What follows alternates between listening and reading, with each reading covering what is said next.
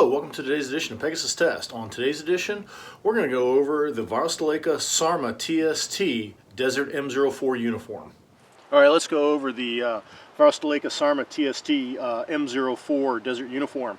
Here on the blouse, starting out on your sleeve, you get a nice big generous arm pocket here, and you've got it on both sides, so if you're right or left-handed, it's going to be easy access for you. You get a big patch of Velcro for attaching rank insignia, unit identifiers, or just general moto patches. Moving down the arm, you got some padding here on the elbow, plus it's a Velcro pocket so you can put fatting up in there for protection of your elbows instead of wearing dedicated elbow pads. Down here at the end of the sleeve, you can adjust the diameter through a Velcro adjustment. And it's exactly the same on the other sleeve. Starting here on the front of the blouse, you've got a little piece of Velcro here on the central flap for attaching your badge of rank. Over here on the right side, you have some Velcro for attaching name tape. This is to the Finnish standard, so that piece of Velcro is a little bit smaller than the US would be, but it still works just as well. You also have two breast pockets, zipper closure, and nice and deep. As you can see, I can get both hands in there. So they'll hold a lot of gear. Like the U.S. Army ACU uniform, it's got a big central zipper, and it's bidirectional. And also it has Velcro closures, which is always nice because if that zipper gets stuck or breaks in the field, you still can close up your blouse as such. And at the bottom it has nice big buttons.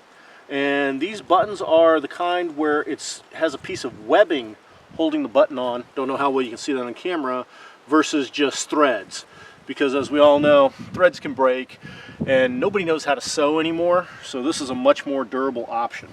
And you've got one also up here at the top. You've got a generous collar here, and when you zip it all the way up, it stands up, so if you are wearing armor, it's protecting your necks against chafing.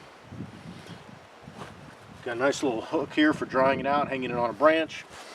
And the back of the uniform is just a plain piece of material, no gussets or anything like that. Your armpit here does have ventilation, so you can unzip that, and that just gives you straight ventilation. There's no screen or anything like that, so remember that if you're in a climate with a lot of bugs, mosquitoes, stuff like that. But you do get your ventilation under your pits. You got a zipper crotch, which I'm a fan of. Wish US military BDUs, especially the old style, had that instead of buttons. And you do have a button fly at the top, but once again it's with the webbing instead of threads, so it's much stronger and more durable. The crotch area is nice and gusseted for flexibility, so less chance of blowing that out. Your waist is adjustable, and you have a tab system here, and it goes through all the way to the other side, adjustable by Velcro. Got a big thick padding around. You also have attachments here on some of the loops for hanging off items, because that's a very Finnish thing to do. Belt loop is very wide and generous. Moving down, you have a gusseted cargo pocket, much in the same style that US BDUs would be. You also have Velcro and a big button, so should your Velcro wear out, your button's still there. Your button breaks off, you got the Velcro, you're covered. It's nice and generous. Also, over on the knee area, not only is it multi-segmented and gusseted, it has the same situation as the elbow does on the combat blouse, where you can push a pad up in there instead of wearing traditional knee pads.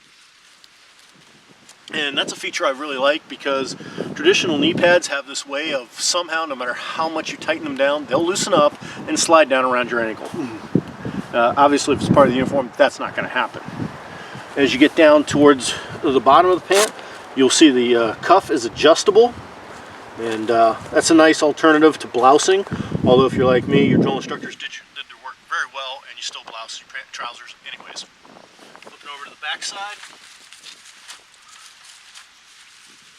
you'll notice that there's no rear pockets, which I think is an excellent idea, because the only thing I've ever found rear pockets on BDUs do is become unbuttoned and get you trouble with your staff NCOs.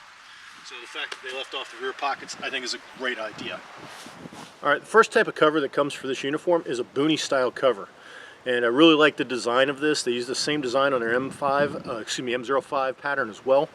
And the loops around it that you see, which are good for attaching camouflage and or a Miles halo, for example, are made out of the same material as the cover, so they blend in better.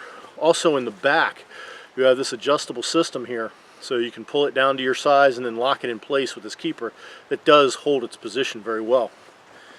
Inside, the cord is much more durable than your average cord on your average boonie cap. And not only that, it's got the same plastic keeper that they're using for the size adjustment, and it stays in place. Unlike the little leather strip with 2 holes in it that you find on most US type boonies, this will actually put it in place, it'll stay there, which keep the cover on your head. Next piece of headgear is the field cap. You can use this in lieu of the boonie. It works as a standard field cap.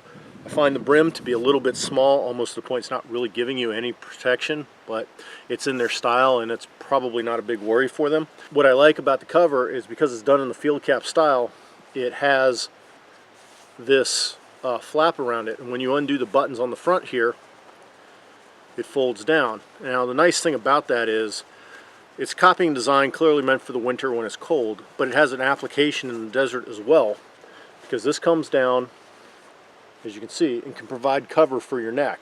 Sunburn can take you out of the fight as easily as frostbite can. So I think this is a good design to the cap.